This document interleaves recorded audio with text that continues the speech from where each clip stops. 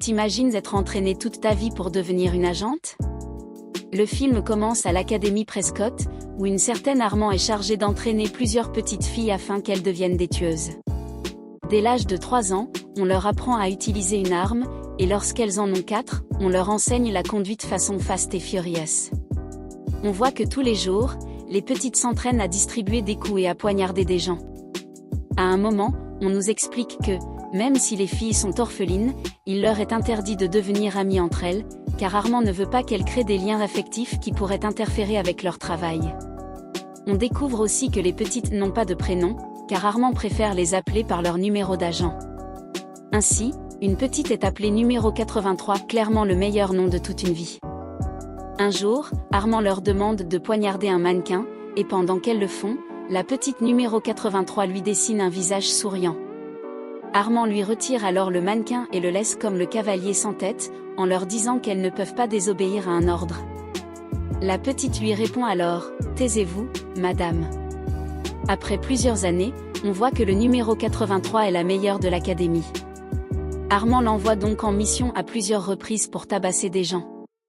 On voit aussi que le numéro 84 est jalouse de sa camarade et essaie toujours de la mettre dans les ennuis, mais ça ne fonctionne jamais, car Armand défend toujours la 83. On fait ensuite connaissance avec les protagonistes, Armand, le leader de l'académie, Megan, l'agente 83, Heather, l'agente 84, Liz, Roger, K, et Victoria, la méchante. Pendant qu'elle est en mission, la 83 achète en cachette des magazines et des films, car elle ne veut pas que Armand la gronde pour s'être distraite.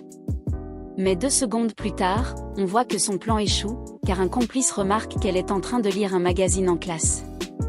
Armand le lui enlève et lui demande de se concentrer, car la prochaine mission sera très dangereuse, elle devra capturer une alliée appelée Victoria. En entendant cela, la 84 demande à Armand de la laisser s'occuper de la mission, mais le chef refuse et envoie la 83 arrêter Victoria, tandis que Victoria dit à ses otages que très bientôt, elle leur donnera le sommeil éternel. La 83 arrive pour surveiller Victoria, lorsqu'elle lui attache les mains avec une corde, l'avion de Armand passe au-dessus d'elle. Mais Victoria sort son arme et essaie de transformer la 83 en passoire.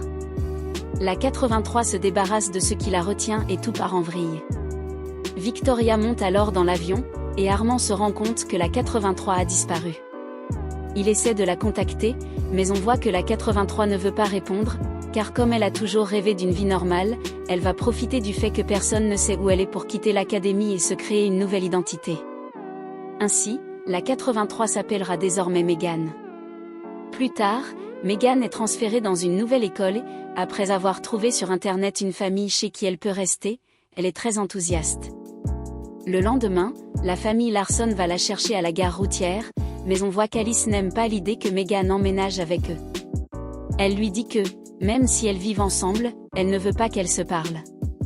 Le jour suivant, Megan est excitée pour son premier jour d'école, mais en arrivant, une fille nommée Vil Marco se moque d'elle à cause de sa façon de s'habiller, jugée très exotique. Voyant que Megan se sent mal, une autre fille lui donne des vêtements pour qu'elle se change, car elle ne va pas laisser les autres se moquer d'elle. Plus tard, Megan est appelée à l'auditorium pour se présenter devant toute l'école, mais le « face-de-fesse de voiture » recommence à l'embêter. Alors que tout le monde se moque d'elle, un complice nommé K arrive à sa rescousse. Pour détendre l'atmosphère, il fait jouer son groupe, ce qui met tout le monde en mode danse. Au laboratoire, un garçon nommé Roger tombe amoureux de Megan au premier regard, mais on voit qu'elle ne lui prête pas attention, car elle est distraite en regardant K. À ce moment-là, des filles demandent à Megan de s'éloigner, car elles veulent être avec K. Megan leur répond qu'elle s'en fiche. Les filles, agacées, montent alors un plan malveillant pour que K ne s'intéresse jamais à elle. En sortant de cours, elle demande à Megan si elle aimerait être la mascotte de l'équipe de football. Comme Megan dit qu'elle n'est pas sûre, elle lui demande si elle aime les filles, sous-entendant que seules certaines filles acceptent d'être mascotte. En entendant cela, Megan accepte. Elle l'emmène alors au gymnase pour l'audition, et comme la prof voit que Megan a des compétences de ninja, elle lui dit de prendre le costume de mascotte viking, car elle a réussi l'audition. Le lendemain, Megan est heureuse d'être devenue la mascotte de l'équipe. Pendant qu'elle danse, des types louches essaient de l'enlever. Elle libère alors son côté combattant et commence à distribuer des coups, pensant que Armand les a envoyés. Mais en leur retirant leur masque, ils lui disent que ce n'était qu'une blague. Megan s'excuse de les avoir tabassés, mais en voyant qu'ils filmaient la scène, elle préfère rentrer chez elle. Une fois chez elle, elle se rend compte qu'elle est dans de gros ennuis, car les vidéos enregistrées deviennent virales sur Internet. Et comme Armand voit la vidéo, il pète un câble, pensant que Megan travaille désormais pour quelqu'un d'autre. Le lendemain, K invite Megan à une fête, car elle est devenue populaire grâce au coup qu'elle a mis au type. Megan invite alors Roger à la fête, puisque c'était le seul qui se souciait d'elle quand on se moquait d'elle trop mignon. Pendant que Megan rentre chez elle, une fille qui travaille pour Armand la capture. Quand Megan se réveille, elle est attachée et injectée avec un sérum de vérité, car Armand veut savoir pour qui elle travaille. Megan lui répond, pour personne, qu'elle s'est enfuie parce qu'elle voulait simplement avoir une vie normale. En entendant ça, Armand la réprimande pour être partie et lui dit qu'elle a 2 semaines pour retourner à l'académie. Puis il la dépose devant chez elle. Megan se prépare ensuite pour la fête de K, même si sa mère l'oblige à l'accompagner.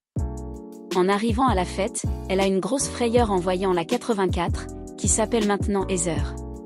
Megan lui demande si Armand l'a envoyée pour la surveiller, mais Heather lui dit que non. En sortant des toilettes, K demande à Megan si elle aimerait aller au bal de fin d'année avec lui. Elle répond « oui, oui, oui, bien sûr », et K l'embrasse. À ce moment-là, on voit que le cœur de Roger se brise. Le lendemain, Megan se rend compte que Armand est le chauffeur du bus scolaire. Elle lui demande pourquoi il la suit, et il lui dit qu'il voulait juste l'avertir que Victoria s'est échappée de prison et qu'elle veut se venger d'elle. Totalement faux, encore plus faux que ma grand-mère faisant du motocross. Comme Megan sait que c'est un mensonge, elle descend du bus et demande à Liz de passer la chercher. Pendant que les filles rentrent chez elles, quelqu'un essaie de les faire sortir de la route. Megan perd le contrôle du volant et il y a un accident.